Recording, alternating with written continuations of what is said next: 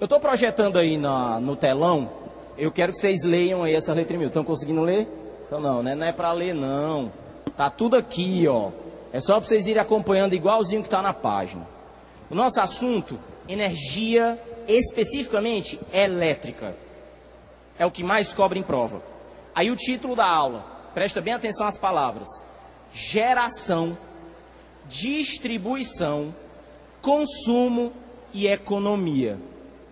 Primeiro comentário que eu queria fazer, a geração de energia elétrica. Primeira coisa que eu queria que vocês lembrassem, se vocês quiserem podem escrever aí. É o básico de energia que todo mundo precisa saber. A energia não se cria. Pode escrever. Energia não se cria. Energia se transforma. Parece bobo, mas isso é uma das leis mais fundamentais da natureza e da física. A energia não se cria, a energia se transforma. Então é importante que a gente saiba que para que a gente possa estar aqui hoje e ter telão, e ter projetor, e ter computador, e essas luzes, e esse sistema de som, e tudo mais que funciona baseado em energia elétrica, isso tudo, e o Fábio falou aqui agora há pouco dos fios, está tudo ligado através de fio com os postes que a gente vê lá fora. E esses postes têm fios, quilômetros e quilômetros, que saem daqui do Paulo Sarazate, e no nosso caso específico, o professor de geografia explica isso para vocês, vão até a usina de Paulo Afonso na Bahia. A nossa energia elétrica vem de lá.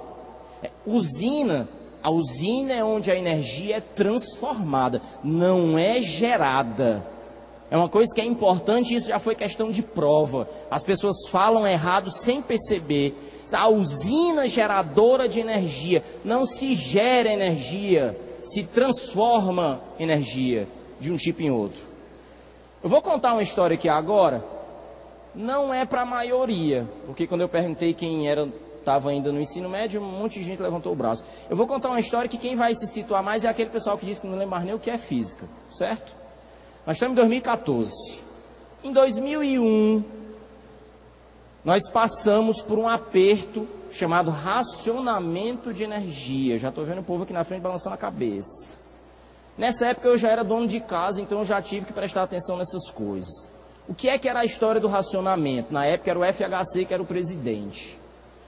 Começou a surgir uma história de que ia faltar energia elétrica no país todo. Era o tal do apagão. Aí tem gente dizendo assim, ah não, mas isso aí eu sou novinho, mas eu me lembro. É igualzinho hoje em dia. Daí você já vê o absurdo da história que eu vou contar. O que era o apagão? O risco de que a energia produzida no país não fosse suficiente para todo mundo que consumia energia. Por conta disso, você vê, por exemplo, todo ano nós temos uma coisa chamada horário de verão. Não rola aqui no Nordeste, mas no resto do país inteiro rola.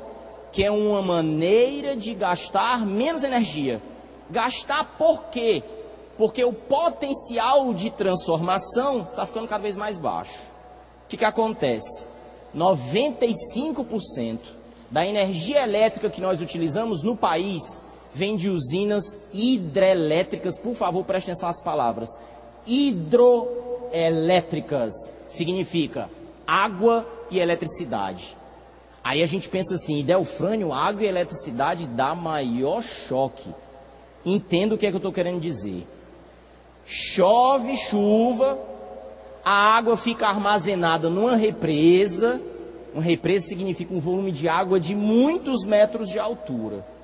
Aí os caras abrem uma portinha, essa água desce em altíssima velocidade, e lá na Bahia, na tal da usina hidrelétrica de Paulo Afonso que eu falei, tem uns geradores eletromagnéticos enormes. É um peão, tá? É um peão, feito de ímã. Para girar o peão, é a força da água que faz com que ele gire. Então olha a sacada. Primeiro começa com São Pedro, que tem que mandar a chuva. São Pedro manda a chuva. Aí alguém vai lá e segura essa água na represa. Depois outro camarada vai lá e abre a torneirinha para deixar essa água descer em altíssima velocidade e fazer esse peão girar. Quando esse ímã gigante gira, Aí então ele transforma o movimento da água em energia elétrica, que depois tem que ser transmitida pelos fios até chegar aqui para a gente poder usar. Então pense comigo, nós que moramos no Nordeste já sabemos que esse negócio é meio perigoso. Quer dizer então que para eu ter energia elétrica em casa eu dependo de chuva? Ixi, tudo bem que nós somos um país bem grande, mas tem muita parte dele que não chove. Foi o que aconteceu em 2001. Um longo período de estiagem, longo período sem chuva.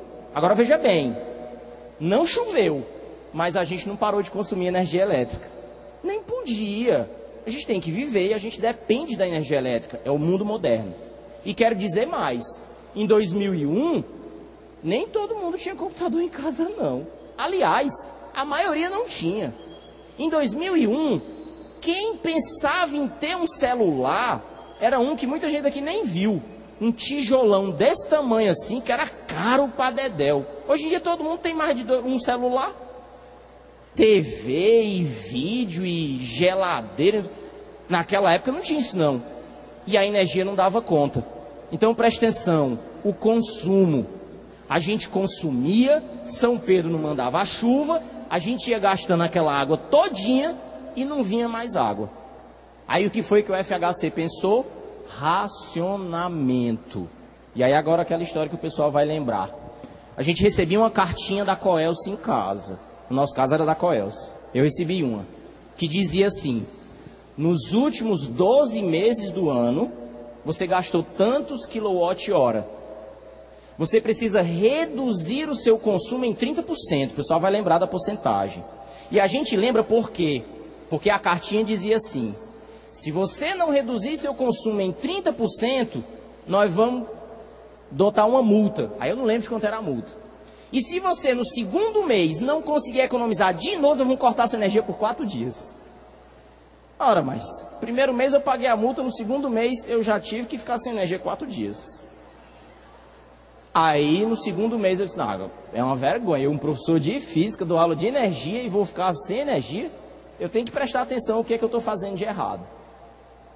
Aí naquela época nós somos obrigados a fazer o que hoje muita gente já faz, porque foi educado naquela época. Vou dizer o que é que eu aprendi com aquilo. Eu vou dar uns exemplos aqui que pode ser que só tenha acontecido na minha casa. Talvez nunca tenha acontecido na casa de ninguém aqui. O que é que eu me lembro lá de casa? Quando eu era garoto, não tinha TV com controle remoto. Então o camarada, para desligar a televisão, tinha que ir lá e pá, apertar o dedo no botão. Hoje em dia a moçada deita, aí cruza aqui os braços e as pernas, pega o controle remoto e ainda tem um tal de botão sleep. O negócio é tão bom hoje em dia que você não precisa nem desligar a TV, você programa e ela desliga. Na minha época não tinha isso não. Aí o papai passava pelo quarto para dar boa noite e dizia: não durma com a televisão ligada. Se não, oh meu Deus. No outro dia de manhã, quando eu acordava, a TV estava desligada. O meu desespero era saber se eu tinha desligado ou se eu tinha dormido com a TV ligada. O papai acordou de madrugada, foi lá, desligou e ia esquentar meu couro de manhã. Cansei de dormir com a TV ligada. Hoje em dia você pode programar a TV para desligar. Vê se você entende onde é que eu estou querendo chegar. Se a gente parar para prestar atenção na casa da gente, às vezes a gente deixa muita coisa ligada sem necessidade. Por exemplo, chega em casa, aí acende a luz da área. Aí entra, acende a luz da sala. Passa pelo corredor, acende a luz do corredor. Aí vai no quarto, acende a luz do quarto. Aí vai para o banheiro, acende a luz do banheiro. Presta atenção no roteiro. O cara passou o dia fora. Quando ele chegar, ele vai direto tomar banho. Mas para chegar no banheiro, que é a última coisa, ele acendeu todas as luzes e deixou acesa. Enquanto ele toma banho, tem 5 lâmpadas acesas, gastando energia desnecessariamente. Na época do racionamento, nós somos obrigados a prestar atenção nisso. Hoje em dia vocês andam nos lugares e tem uns papeizinhos assim, dizendo: gente educada apaga a luz ao sair. Isso tudo vem da época de 2001. que era porque a gente precisava fazer com que os aparelhos funcionassem menos tempo. Vivia tendo orientação na televisão dizendo, cuidado com os vilões do consumo de energia elétrica. O que é o vilão do consumo? É aquele aparelho que gasta mais energia do que os outros. Vou dizer uns aqui para ver se eu acerto. O pessoal aí que é dono de casa vai me ajudar. Ferro de engomar, gasto energia doida. Aparelho de ar-condicionado nem se fala. Máquina de lavar roupa é outro negócio que gasta um monte de energia. Então, tinha orientações dizendo assim, junte suas roupas para lavar tudo num dia só. E engome tudo de uma vez só, para evitar ficar ligando tudo todo dia, para diminuir o tempo de uso. Então, escuta a história que eu estou te falando. A quantidade de energia que a gente consome tem a ver com o tempo de uso dos aparelhos. Muito tempo ligado, muita energia consumida. Pouco tempo ligado, pouca energia consumida. Para tu ter ideia de como isso é sério, hoje em dia, em 2014, e é comum, todo mundo fica com o celular na mão. Eu dei uma volta aqui quando eu cheguei e fiquei vendo todo mundo com acesso à internet, as pessoas olham e veem coisas. E aí você chega em casa e tem um computador para usar. Para tu ter ideia como essa história do tempo é séria, os computadores de hoje em dia, os tablets de hoje em dia e os celulares de hoje em dia, eles são feitos que entre uma teclada e outra, ele baixa o consumo de energia. Ai, Delfrânio, eu sei disso. Se eu deixar meu celular em cima da mesa com a tela ligada, daqui a pouco ele desliga, né? É uma forma de economizar energia. Agora ele faz mais do que isso. Ele economiza entre uma teclada e outra, porque o tempo de consumo é importante. Por isso que tem horário de verão, rapaz, que é para poder diminuir 1 hora o tempo de consumo do país. Então, na época do apagão, a gente precisou ser educado para isso. Não está usando? Desliga. Porque desligando o aparelho, você não vai estar consumindo. E aí tem um outro aspecto. Se você não consome, você não paga. Aí é bom para o meu bolso. E ainda tem um outro aspecto. Se você não consome, você economiza. Então, mesmo que São Pedro dê uma segurada na chuva, mas a gente não está gastando à toa. Porque quando faltar, vai faltar para todo mundo. Isso é um aspecto a se considerar. Mas tem outro. Hoje em dia, as pessoas têm muito em casa lâmpadas, aquelas lâmpadas branquinhas. Agora eu vou falar um negócio que esse aqui todo mundo pode testemunhar.